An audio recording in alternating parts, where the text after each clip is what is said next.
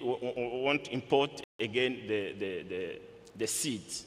Now we have achieved that program, and we produce all agricultural seed locally in Rwanda, and that has helped us to lower the cost of production, because we used to import every season. We used to spend more than 8 billion Rwanda francs by importing seeds. The fourth one, agricultural support, is we have seen that with this global crisis, we used to import fertilizers like other African countries. And we have decided to put in place now a plant to produce our fertilizers locally, because that is an input we need in agriculture. The plant will be complete, I think, from now 1 year. We have that plant producing fertilizers in Rwanda. The fourth element, which is an issue in the whole in our African continent, is post-harvest handling. You know, we have that number, which is really alarming, that on every production, Africa will lose 40% of our production is lost during the post-harvest management. And in Rwanda, we are trying to invest heavily in the post-harvest management process to make sure that the whole value chain is well managed. I think those are the things I can mention so far about our recovery process. And I know we're lagging behind the time. I don't have time to give you the whole list, but thank you very much, Prime Minister Ingirente.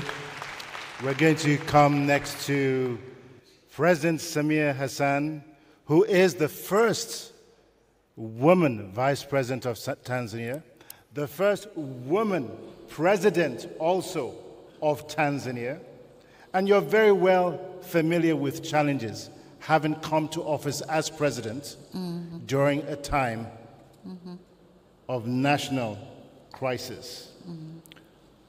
In the process of taking office, you've become an inspiration to women, not just in Africa, but all over the world. For the lack of a better word, you've attained rather a rock star status. At least that's my humble submission. And you're doing a phenomenal job in Tanzania. Since taking office, what would you consider to be the major challenges that you've had to overcome, and what solutions are you bringing to the table? It's a difficult question, though. But the major challenges when I came in the office, the first one, as you said rightly, that I was the first female in East Africa to be the president, and Tanzania particularly. So the first challenge was a trust, to make people of Tanzania have a trust on me that I can deliver, I can run the country the same way men did. So that was my major challenge, and so I had to prove to them that yes, I can do it, women can do it. Women can never fail. And I think within the course of 1 year, I've shown the women power that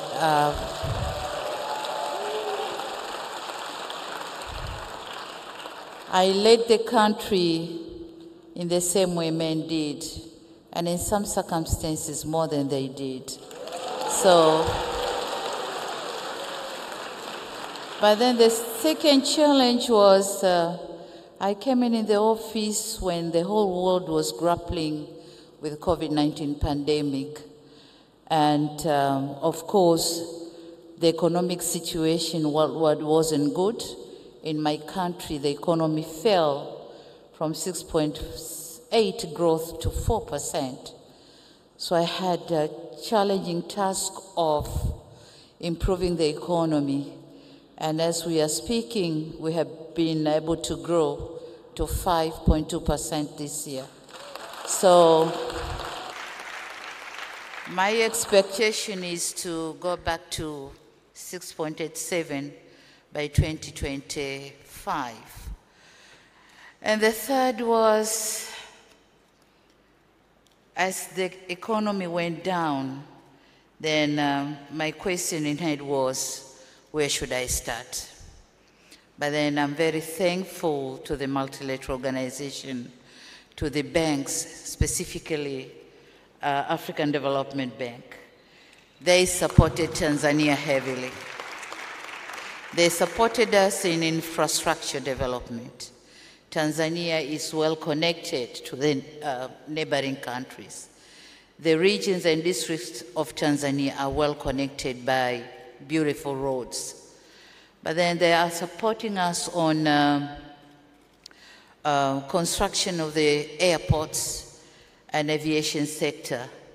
They've been supporting us in agriculture.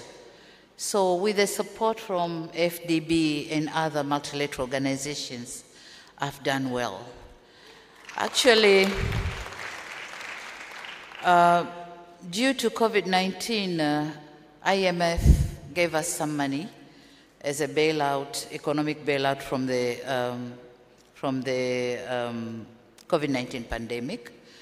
And then I think most of the countries used that money for purchasing of sanitizer and those items required for COVID-19. But for me, I thought COVID-19 means the decongestion of the students in the classroom.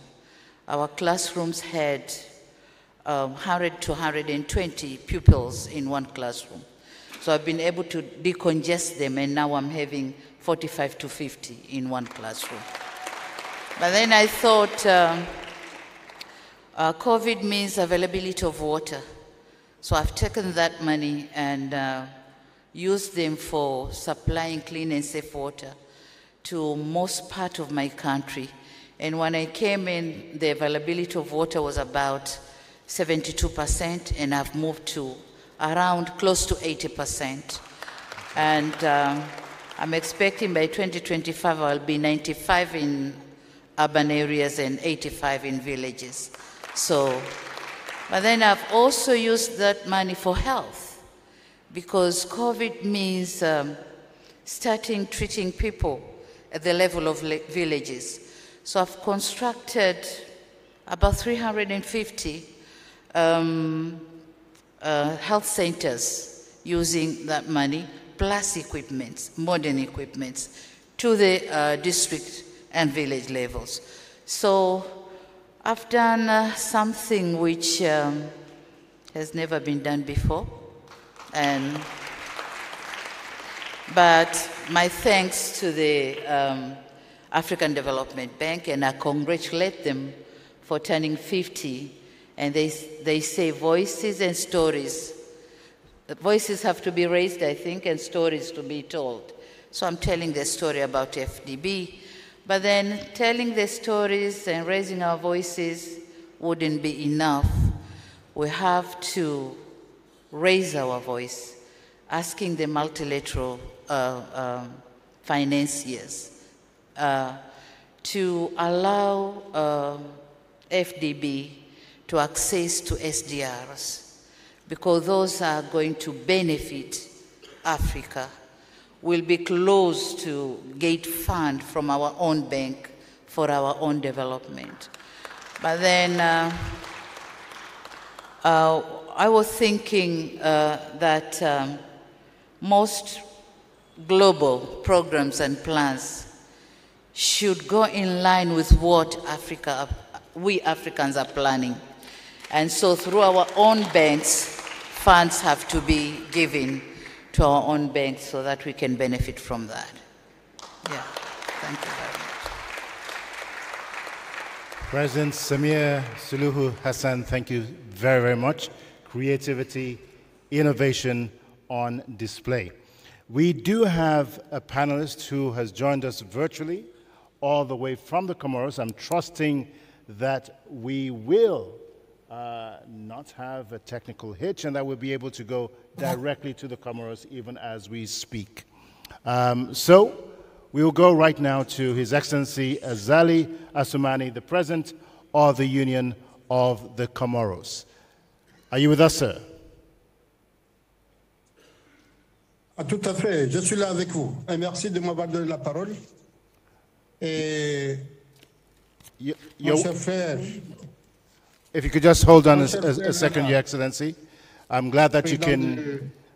I'm glad that you're with us online. I'm just going to provide you with a question that kind of contextualizes things for you. You are the president of a small island nation that has faced tremendous challenges, particularly with regards to climate. My question to you, Your Excellency, is, are the resources that your country receives sufficient enough to handle your growing needs in infrastructure and across the board? How are you faring post-COVID? Écoutez, merci beaucoup, mais permettez-moi de remercier mon frère président du Ghana pour avoir accepté d'abriter cette conférence et toutes les dispositions qu'il a prises pour sa belle réussite. Aussi, féliciter ma chère sœur Samia, encore ma voisine, aussi le président Philippe de Mozambique, qui est un voisin, d'être là avec nous. Et vous dire qu'effectivement, par rapport à la question que vous avez posée, c'est une question très importante, puisque d'une façon spécifique, les Comores font partie des petits États insulaires au développement, donc affrontés au problème climatique. Et le problème climatique est un problème international. On vit actuellement, aucun continent du monde n'est épargné par ce problème. Donc ça, c'est les catastrophes naturelles. Et c'est ajouter une catastrophe humaine, ce qui se passe en Ukraine. Donc c'est des éléments qu'on doit en tenir compte pour voir, comme on dit, pour féliciter mon cher frère Adesina avec tous les efforts qu'il fait au profit de l'Afrique, particulièrement les Comores, parce que quand même, moi-même avec lui, on a un très bon partenariat, donc je dois le remercier et lui dire toute notre sympathie, la solidarité du gouvernement de moi-même à l'appuyer pour qu'il atteigne ses objectifs. Aussi lui féliciter des notes qu'il a sur le plan mondial par rapport à sa gestion. Ça prouve qu'il fait une très bonne gestion. Et la gestion qu'il fait de la BAD, effectivement, c'est au profit de l'Afrique. Et c'est pourquoi, effectivement, nous devons tous voir les voies et moyens de faire un lobbying au niveau de tous les partenaires bio multilatéraux, comment ils peuvent financer la FAD, mettre à la disposition de l'argent à la BAD pour qu'ils puissent, la question que vous avez posée spécifiquement, qu'on puisse trouver les moyens d'y apporter les solutions. Donc, en ce qui concerne le climat, effectivement, ça a été dit, l'Afrique, on est victime, puisqu'il y en a qui affectent le climat et c'est nous qui subissons les conséquences. Mais néanmoins, on n'a pas le choix, on doit gérer. Et c'est pourquoi cette problématique d'énergie renouvelable, on doit y prendre en compte. Et ici, au Comores, Dieu merci, nous avons de très bonnes potentialités, que ce soit en géothermie, que ce soit en solaire, que ce soit en photovoltaïque. Donc, de ce côté-là, il y a des projets qui sont en cours qui peuvent nous aider à avoir l'énergie pour essayer d'amoindrir un peu les effets de ce problème climatique. Donc, ce côté-là, je remercie les partenaires multilatéraux pour l'appui qu'ils nous font. Par rapport à la question spécifique du Covid. Donc, le Covid est venu en 2019, pendant que les Comores, nous avons lancé un programme qu'on appelle le Plan émergent des Comores 2030. On a fait une conférence à Paris et ceux qu'on a invités, Dieu merci, ils ont fait de très belles annonces. Mais avec Covid, on a été un peu plombé. Donc maintenant, on a géré Covid. Et je remercie le peuple comorien, tous nos partenaires, parce que quand même, ils ont été à nos côtés, on l'a bien géré. Et maintenant, on est dans une très bonne situation. Donc, avant le Covid, nous avions une croissance qui a été prévue de 4,5% et il est tombé à 0,2%. Et maintenant, on doit relever. En tout cas, on est dans la voie pour essayer de relever ce défi. Et jusqu'alors, le Covid, il est maîtrisé. Donc, on va aller à ce plan émergent. Donc, nous avons une obligation. C'est l'autosuffisance alimentaire pour essayer de pallier aux catastrophes naturelles. Quand on prend des pays voisins comme Madagascar, comme Tanzanie, qui produisent une autosuffisance alimentaire, mais le problème, c'est qu'il faut les aider sur le stockage et la transformation. De façon à ce que si on vit ces catastrophes naturelles que personne ne peut dire quand et comment, on essaie de prévenir la pénurie. Voilà le problème que nous avons.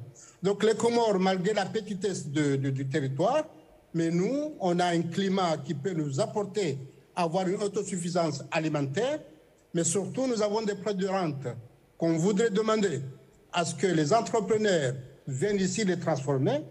On aura une valeur ajoutée, on aura du travail pour les jeunes, mais écoutez, pour le problème jeune, c'est une question, il y a une deuxième question, c'est le problème de la sécurité. On ne peut pas se passer de la sécurité. Parce qu'on sait que ces jeunes qui ne sont pas formés, qui ne travaillent pas, ils sont à la disposition des rapaces pour les manipuler et faire les opérations terroristes et extrémistes de tous bords. C'est pourquoi, de ce côté-là, c'est un palier qu'on doit prendre en compte.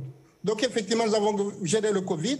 Il faut prévenir ces catastrophes par le renouvelable, mais aussi avoir de quoi alimenter lorsque ça va venir. Donc, de façon à ce qu'aujourd'hui, mais la deuxième phase, c'est la sécurité, c'est le travail des jeunes. On doit s'y mettre. Pour ne pas être trop long, je vais conclure par vous dire qu'aujourd'hui, l'Afrique, on produit. Donc là, effectivement, on doit stocker ces produits, pouvoir les vendre. Mais demain, l'Afrique sera un marché qui va consommer, parce que la population va ajouter. Donc il faut qu'on se prépare pour cette consommation.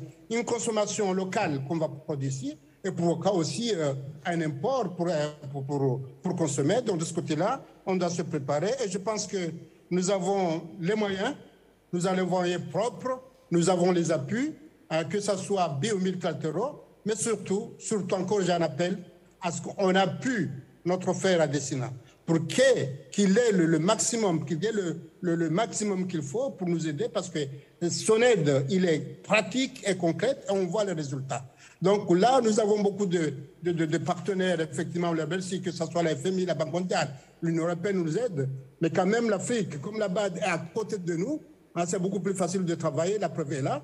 Et c'est pourquoi, encore une fois, merci, M. Adesina. Nous sommes avec vous et je vous remercie.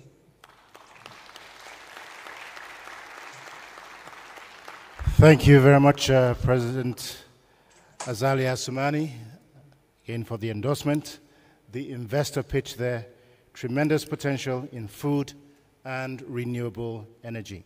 We'll come next to our next panelist, and that will be His Excellency Felipe Jacinto Inyusi of Mozambique. Your country also, like many others, is dealing with quite a number of challenges, but also the G20 has put in place a common framework to help countries address their debt situation.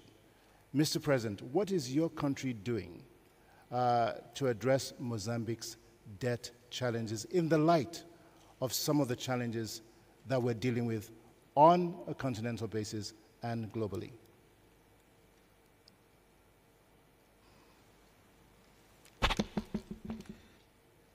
Thank you, moderator. You know, in African Union, you are speaking in Portuguese, in English, French, Arabic. Allow me to speak in Portuguese now. Bom, a pergunta foi bem introduzida. Os grandes desafios do meu país, que é Moçambique, não só a dívida, porque a dívida é um desafio comum de todo o mundo, de toda a África. Mas temos desafios como os que me antecederam falaram sobre mudanças climáticas. Só para vos recordar que nos últimos 20 anos, o maior ciclone em África foi em Moçambique, que se chama Idai, onde todos viveram e destruiu o meu país, no centro do país. Tivemos o desafio da Covid-19, que retardou o desenvolvimento.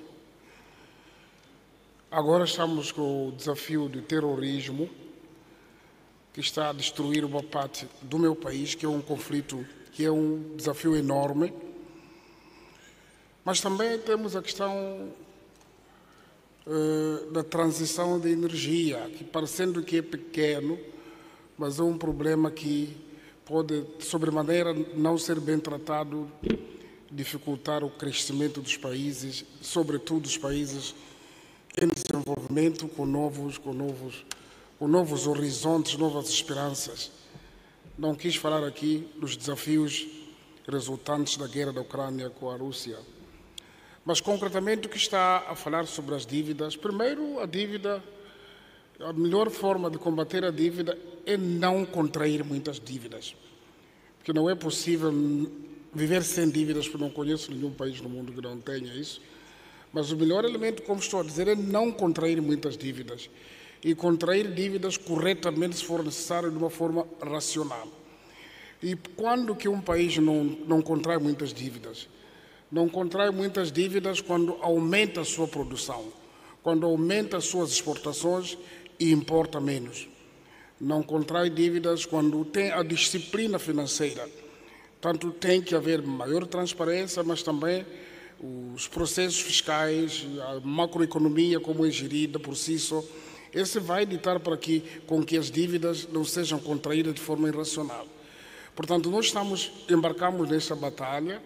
Ficamos agora num bom tempo onde vivemos à nossa custa e isso, a solução foi sempre mais produção e, sobretudo, naquelas áreas que são tradicionais para Moçambique, que é a agricultura, que é a pesca e também os transportes. Nós temos os corredores enormes de grande impacto a nível regional da SADC, a partir dos seus portos, as ferrovias e as estradas.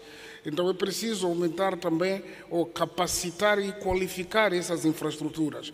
Boas estradas, boas linhas férreas, bons portos, e isso por si só faz com que o país tenha mais proveitos, tenha mais receitas do que os consumos e reduz a dívida. Portanto, neste momento, dependendo da sua pergunta, como foi muito direta, digo a disciplina financeira, mais produção e também incentivos para as áreas produtivas, neste caso o setor privado. Nós estamos a influenciar muito para que os momentos da produção no setor privado sejam enormes, porque estes investimentos por si só vão ajudar para que não se contraia muitas dívidas. Portanto, a pergunta foi tão simples e direta e também quero responder. A minha especialidade, eu sou engenheiro, não se dá muitas voltas, vai direto à resposta. Obrigado.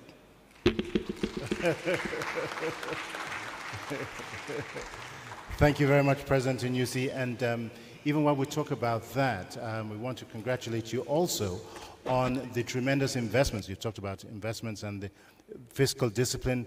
You've put quite a bit of investment into the gas sector, partnering with the African Development Bank and the Africa Investment Forum, and pulled off in a very short period of time what potentially will be one of the largest gas production systems in the world. So congratulations to you and to Mozambique in that regard. Thank you very much, Your Excellency. And we're going to come to His Excellency, the Vice President of Côte d'Ivoire, Vice President Kone, representing President Alassane Ouattara. Well, for 57 years, Your Excellency, Côte d'Ivoire has really been an excellent host for the African Development Bank headquarters, and it's been a beautiful, mutually beneficial relationship with more than 70 staff from 70 countries represented at the bank. I understand from many colleagues that even when they go home, they cannot wait to come back home to Abidjan. And that really says a lot about the impact of traditional Ivorian hospitality. So we want to thank you for that and for being the gracious host that you've been for the bank these many years.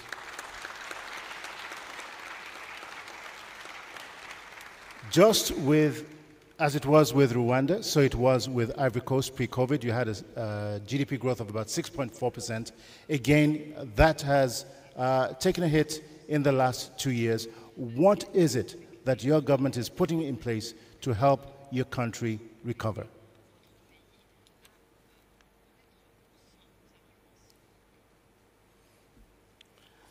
Bien, merci beaucoup, Monsieur le modérateur. Je voudrais, en prenant la parole pour la première fois, que vous me permettiez de remercier le président Akufo-Addo pour l'honneur qu'il nous fait et l'amitié qu'il nous fait de nous recevoir ici au Ghana. Comme il a dit, notre deuxième pays à nous, en tout cas, compte tenu de notre proximité. Je voudrais aussi transmettre les salutations du président Ouattara, que je représente ici. Il aurait bien voulu être là, mais il n'a pas pu le faire et je pense en principe que ces salutations seront transmises à chacun des membres qui participent. Alors, vous avez posé deux questions en une. Premièrement, en ce qui concerne la BAD, qui est en Côte d'Ivoire, c'est une question sur laquelle je ne peux pas passer. Parce que si je passe, mon frère Adesina va estimer que je n'ai pas apprécié le fait qu'il soit à la BAD et qu'il fasse ce qu'il fait. C'est vrai que, vous l'avez dit tout à l'heure, la Côte d'Ivoire a toujours été une terre hospitalière et elle est heureuse d'avoir accueilli la BAD. Je le dis parce que cette ouverture est enrichissante pour notre pays et c'est quelque chose auquel le président Ouattara tient particulièrement parce qu'il n'y a que de richesse, que d'hommes, comme on le dit. Et si en plus, il se trouve que cette institution, dans son rôle et avec les besoins que la Côte d'Ivoire a pu exprimer, c'est quand même entre 2012 et 2019 près de 1700 milliards d'unités de compte que la BAD a prêté à la Côte d'Ivoire et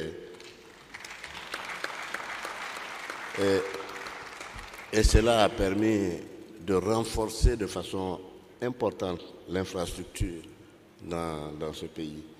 Je ne donnerai pas de chiffres, mais seulement des images. Si vous passez aujourd'hui en Côte d'Ivoire et que vous circulez la nuit, vous verrez que pratiquement tous les villages et tous les hameaux sont éclairés. Même parfois quand il n'y a pas un monde extraordinaire. Et ça, c'est important. Si vous passez et que vous voyez le système d'adduction d'eau, l'eau courante coule un peu partout. Je crois que c'est des investissements sociaux très importants que le pays a pu faire avec l'aide de la BAD. Je terminerai par le programme social du président qu'il a soutenu et qui aujourd'hui fait la fierté de beaucoup d'Ivoiriens. Merci, Monsieur le Président, pour cela. La deuxième question que vous avez posée, c'est comment, avec un taux de croissance au départ, avec la Covid, si j'ai bien compris, comment le processus a été géré. Je pense qu'au début, il y avait deux choses à prendre en considération. La première, c'est l'environnement sanitaire, parce que ce n'était pas évident que pour un pays en développement, les questions sanitaires puissent permettre de répondre à la pandémie. Donc il a fallu faire des efforts, et ces efforts-là se sont retrouvés dans l'amélioration de la qualité des soins, l'application des mesures de prévention et bien sûr avec la vaccination pour une immunisation beaucoup plus importante des populations. Ce sont là les premiers éléments qui ont été mis en considération. Et je crois, Dieu merci, le taux de prévalence a faibli au fur et à mesure et nous sommes arrivés à des niveaux, comme on appelle aujourd'hui, presque zéro de contamination et surtout la prise en charge médicale qui a donné de bons résultats. Ça, c'était le premier volet, la prise en charge sanitaire. Le deuxième volet, c'est l'économie. Il a fallu, compte tenu du fait que le ralentissement des activités économiques et surtout, j'insiste là-dessus, certains secteurs comme les transports et comme l'hôtellerie ont pratiquement chuté dans leurs activités. Il a fallu les soutenir. Et je crois que l'État a fait un effort important de soutien à beaucoup de secteurs sociaux, secteurs frappés par la pandémie, pour que ces secteurs puissent passer la période difficile. Et je pense que ça a été une bonne initiative, parce que malgré la profondeur de la pandémie, la Côte d'Ivoire a terminé en 2020 avec un taux de croissance de 2%, alors que dans beaucoup de pays, on était à des taux de croissance négatifs. Donc cela a été une bonne approche. Et bien sûr, en 2021, avec tous les éléments qui ont été mis en place, notamment les plans de développement triennaux que la Côte d'Ivoire a mis en place, la croissance est repartie en 2021 à 7,1%. Et je pense qu'avec toute la politique à la fois sociale et d'investissement qui a été entrepris dans le nouveau plan de développement, nous pensons pouvoir maintenir comme auparavant un taux de croissance d'au moins 7% pour les années à venir. Voilà ce que je peux vous dire sur ce qui a été fait en ce qui concerne.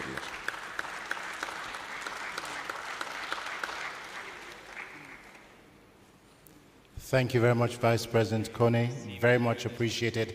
I'm going to crave your indulgence here and ask one last question of one head of state, and that is to President Inyusi. And there's a reason for that. I know that you did not have sufficient enough time in your response to really go into some detail, and I don't want you to leave this beautiful hall not having that opportunity to be able to do so. But the question to you is this. We've talked significantly here about a just energy transition. And there are quite a number out there who have also talked about gas not being included in Africa's energy mix, which our position as the bank is pretty much clear about. Gas will be part of Africa's energy mix. What is your position on this, President Inyusi, particularly with regards to those who might criticize Africa in this regard? Keeping in mind, again, we've recently seen a situation in which gas lines or pipelines to some European countries have been shut down, and we know the impact of that on those economies. Over to you, President Inyusi, to help us put that in perspective for Africa. And that will be our final question today. Bom, excelente pergunta. E gostaria que o mundo desse prioridade também, desse oportunidade também à África. Porque este é o momento em que a África consegue descobrir os seus recursos. Nós, em Moçambique, por exemplo, temos o carvão, mas muito carvão e carvão de qualidade. Temos o gás, que se diz que vai ser em quantidades enormes na classificação mundial. Mas temos o solo. O nosso solo é muito ardente. Temos os ventos e também temos o mar, para além dos rios. Como todos sabem que das 15 bacias da África Austral, 9 desaguam através de Moçambique. Por isso que temos a hidroelétrica de Cabora-Bassa, que já existe, e vamos fazer mais outras hidroelétricas, porque temos capacidade para isso. Mas comecei por dizer que a África tem que ser dada a oportunidade para poder surgir. Porque se nós não dermos oportunidade neste momento em que os outros países do mundo tiveram oportunidade, estaremos em dificuldade de bloquear um pouco o desenvolvimento. Aquelas máquinas, por exemplo, que vêm fazer prospecção de gás no meu país, no mar, foram fundidas no passado usando carvão. Bom, nós agora não podemos dizer que tem que ser assim. Mas mesmo para painéis solares que produzem energia amigo do ambiente, esses foram produzidos com uma outra energia que não era esta. Então, nesse momento que estamos agora com alguma possibilidade de termos, eu acho que o gás é energia de transição e também não é muito nociva. Aliás, eu comecei por dizer, quando me fez perguntas sobre os desafios ou os pontos críticos do meu país, sobretudo sobre a dívida, eu falei mais sobre outros aspectos que há em Moçambique. Neste caso, para dizer que a nossa posição, acho que a posição do Banco Africano de Desenvolvimento sumariza o sentimento dos seus membros. E nós somos membros, precisamos de ter tempo para podermos dar o pino Ou às vezes põe-se o pneu para alguém saltar e saltar, dar o pino e alcançar. E queremos, e penso que não é o gás que está em causa na totalidade, porque quem está a poluir o mundo, quem está a criar no meu país, nem sequer 10%, nem 2% da poluição faz, mas é vítima desses que poluem muito no mundo, e nesse momento é momento já para se dar oportunidade aos países para emergir e poder corrigir definitivamente no futuro. Porque se eliminam agora, já não teremos capacidade de evoluir no futuro. Portanto, essa é a posição praticamente similar àquelas que o Banco Africano está a defender. Obrigado.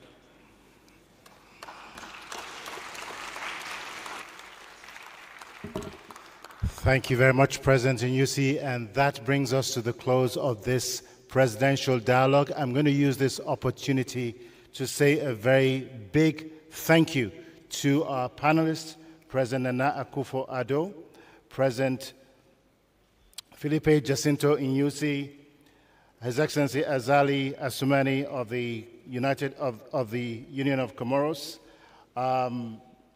President Samia Suluhu Hassan of the United Republic of Tanzania, Vice President Kone of Côte d'Ivoire, representing President Alassane Ouattara, and the Prime Minister of Rwanda, Edouard Ngirente, representing President Kagame. And I believe you have enriched our discussions today. I want to say a very big thank you to every single one of you. We've had to compress our two panels into one, and we could have taken a whole lot more. As I close, I'd like to say, distinguished ladies and gentlemen, Your Excellencies, that leadership is the capacity to see the future long before it arrives and the ability to bring the desired future into the present. We congratulate you as you continue to do this for your respective countries and for us in Africa. Our distinguished panelists today have provided us with much thought leadership on what is needed and a roadmap for how we need to get Africa to where we want Africa to be. I will now hand over proceedings to the Secretary General of the African Development Bank, Professor Vincent Imehile. Once again, it's been my pleasure. My name is Victor Ladukun, moderating this session today. Thank you very much for the opportunity. And Excellencies, thank you so much for being with us today. And to you, a fantastic audience, thank you for your patience through these morning sessions. Thank you.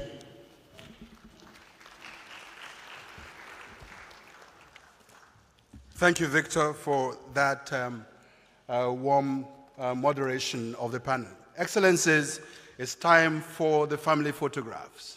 So as you rise, protocol will take you to the photograph wall outside, accompanied by the governors, the president of the bank, special guests that have been invited to join the photo wall. Outside, protocol, please lead the Excellencies to the photo wall. After the photo wall, we proceed to the high-level luncheon, which you've been invited to. It is by invitation, strictly by invitation.